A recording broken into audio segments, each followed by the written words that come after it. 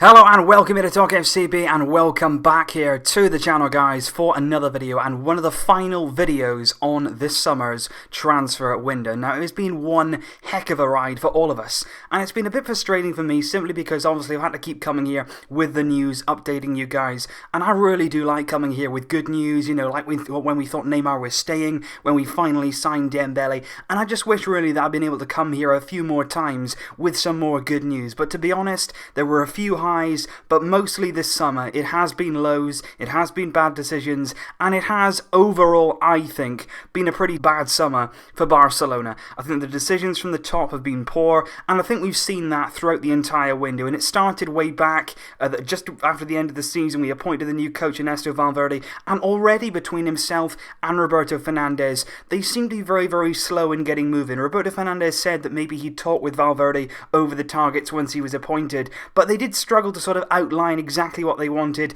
early in the window. We did wait a good few weeks before we sort of had our targets clearly outlined, and then they could go and get them. And that was definitely a theme of the board going on, really, because they didn't seem to have their ideas set. They didn't seem to understand the type of players that we needed in the squad, and that was the biggest problem. And I start with in the 30th of June when we actually announced the signing of Gerard Deulofeu returning to the club. And even that, even though it was a straight buyback clause, we didn't make it easy for ourselves, because in the end Deulofeu was saying, you know what, I'm not sure if I'm going to come. We had to convince him to join the club. He came back for a €12 million buyback clause. We sold him to Everton in about 2014 for €5 million. And I think that the €12 million in the current market is a pretty decent signing. We're not saying Deulofeu is going to play every single game, but he's shown so far that he can be of help to our squad. He can strengthen our squad in terms of squad depth. So I think he's a good signing to bring back for that, and he can definitely give us something throughout the season. It's also good to see a player who progressed to La Masia and was very, very highly thought of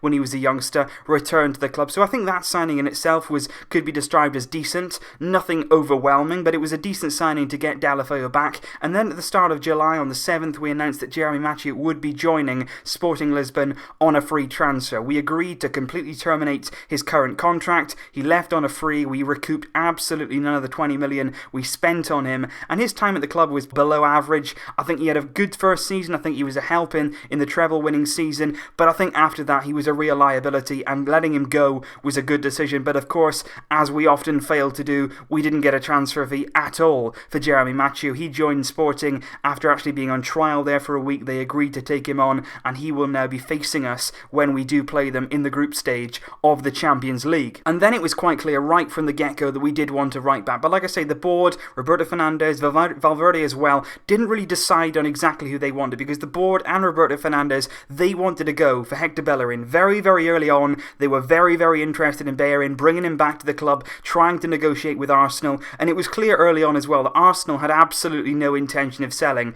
Arsene Wenger likes Bellerin. He's being used as a wing-back for them. He's not had a good start of the season, by the way, but we were very, very interested in paying around 50 million for the services of Bellerin. But Arsenal were absolutely resolute. They said, we're not selling. And then Roberto Fernández seemed to have a discussion with Valverde, and then apparently Valverde said, I really don't want the signing of Bellerin to go through. I don't want him as my right back. I would rather us go for Nelson Semedo. And that is when then we decided to pursue Semedo. We negotiated with Benfica, and that deal was actually done quite quickly. On the 14th of July, it was announced that we were going to sign him, €30 million.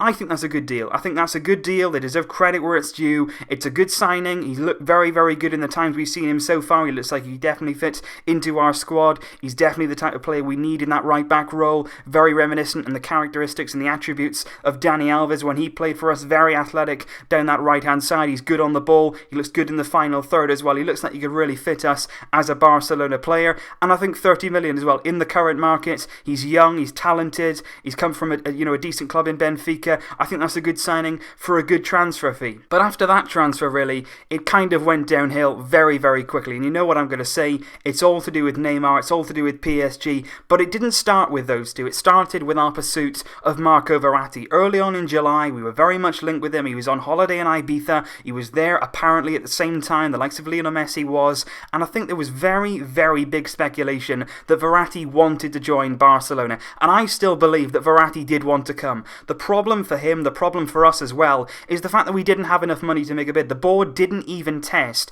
PSG's resolve. They were very, very adamant, just like Arsenal. They didn't want to sell one of their best players. They're like that, PSG. They don't sell their players no matter what. They're very, very firm. Nasser Al-Khelaifi all the way through was saying no, no, no, but Verratti did want to come and we did unsettle him. So much so that Nasser Al-Khelaifi actually made Marco Verratti post a video on PSG's Twitter account actually apologising to the fans. He then returned to training and then he carried on as normal, and that was a really, really big problem for us. We put all our eggs in one basket with Verratti. We didn't have enough money to get him. We never made a serious bid, and in doing so, we angered PSG. PSG came back then with a real counter blow. They said, you know what, we're ready to pay Neymar's release clause, 222 million euros. Now, at the time when that first came out, we were all thinking, that's okay, no problem, you can pay people's release clause. A lot of clubs have come in the past for Lionel Messi, you know, they could pay this release clause, absolutely no problem, he'd be worth it. But the thing with Messi is, you know, he's going to be loyal, he's going to stay at Barcelona. We thought that Neymar would stay. I thought personally that Neymar would stay at the club. I thought he had a lot to give here. I thought he was in a good place. You know, he's going to struggle to sort of replicate the players around him that he's got here, but he wanted to go. It was very, very clear then, a lot of journalists reporting it, that Neymar actually had his head turned, whether it was the wages, whether it was the fact that he can be the star man, whether it's other things that were involved, like his father, his entourage, whatever it was, he decided he wanted to leave the club. And then we had a massive problem, mainly because I believe the board should have acted quicker. They should have got Neymar's decision from him. If he wanted to go, if his heart wasn't in it, they should have said, you know what, fine, PSG, give me the money now, and we'll let Neymar go. Instead, they tried convincing Neymar, they tried doing all these sorts of things, even the players were on it, they were trying to convince him to stay. Piqué, of course, posting that famous picture, Sequeira, with Neymar. That was one final attempt to try to keep him at the club, but it didn't happen, it didn't work, and the problem was it went on for so long, it went on for our entire campaign in the United States in our pre-season, and it really disrupted us. You know, you saw the scenes in training, there was a lot of tension, Semedo and Neymar went face to face, there was a fight in training, and it really disrupted our preparations. And not only that, it gave us less and less and less time to get in replacements, because once we got that money, that 222 million, everybody knew that we had it, and for that reason, everybody's prices went sky high. They knew we were desperate, and they knew we had the money. Neymar left it very, very late to make his move. Not until August did we have the money, and then we were trying to find targets desperately. First of all, we were linked with Inigo Martinez. It looked like he might be the first signing to come in. Sport were adamant that he was going to sign. That never happened. And looking at it now, we could have done with Inigo. I think at centre-back we're looking quite light. We're looking quite devoid of options. I think if we had a few injuries, we could be in trouble. We've loaned Marlon to Nice as well, so that's another player gone from the centre-back area. But Marlon can't be relied on for his injury problems, so I think Inigo Martinez for 32 million, his release clause, wouldn't have been a bad signing, but that one didn't happen. And then the worst happened, and I think that what really summed up our window was the signing of Paulinho. Now, I've said many times, when he pulls on that Barcelona shirt, when he goes out for the club, I'll support him, because I will never wish anybody in a Barcelona shirt bad. I don't want them to be detrimental to our own success, but I think the signing of Paulinho was wrong. 40 million euros was an awful lot of money to pay for a 29-year-old from China.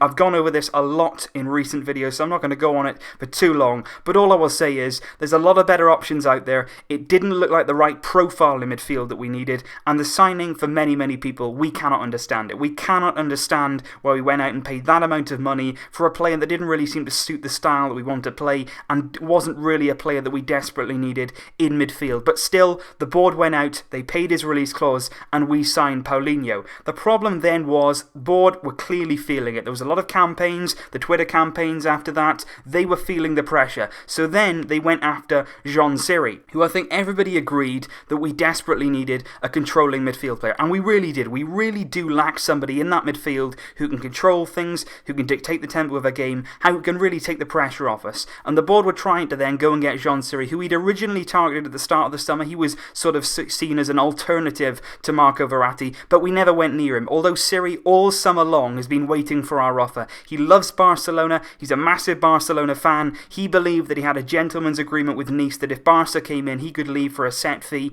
And the problem was that we left it too late. We left it far too late in the window. If we'd have gone in for him at the start of July, the middle of July, gone and got Jean Siri for 40 million euros, Nice would have accepted it. But we left it until mid-August. They didn't have time to find a replacement. Then also PSG ended negotiations. They made things very, very difficult for us. So once again, it was our poor planning which led to Nice in the end saying no and really breaking Siri's dream. And it was difficult to see that because he was so desperate to join Barcelona. I think he could have been a great signing for us, but it didn't happen, and it was really, really sad to see. And that leaves a big big hole in our midfield. We've got a lot of midfield options, we've got a lot of midfield players, but I still don't think we have anyone in the style and in the profile of Jean Siri. What he could have given us in the coming season, I think, would have been massive. Basically, guys, what I thought I would do is basically break this video down into two different parts. This is now the end of part 1, and the reason for that basically is because I made this video and it's actually over 20 minutes long altogether, so I didn't want to put it all on you all at once. A lot of things have happened over the course of the summer. A lot of players have been linked to Barcelona. You know what it's like, nearly every other day of the transfer window something happens. So I've basically tried to document all of that, put it into a video, and I thought I would break it down over 2 parts, maybe even 3 parts if there's a bit more to add come the end of the transfer window. But the first part is here for you guys now. The second part is coming very, very soon indeed. But thank you for your constant support over the course of the transfer window. It's been a real pleasure for me to give you the news, to hear your thoughts, and to try to reply and, you know, connect with you guys as much as possible. So leave your thoughts on part 1 down below, guys. I'll have the second part coming up very, very soon for you with all the news recapped about Coutinho, about Dembele, and about everything else that went on in that second half of the transfer window towards the end, when the board really started to panic and they didn't eventually get that final signing over the line after we got the signature finally of Ousmane Dembele. So leave your thoughts down below, guys. I will see you very, very soon indeed. But until then, as always, Visca el Barça!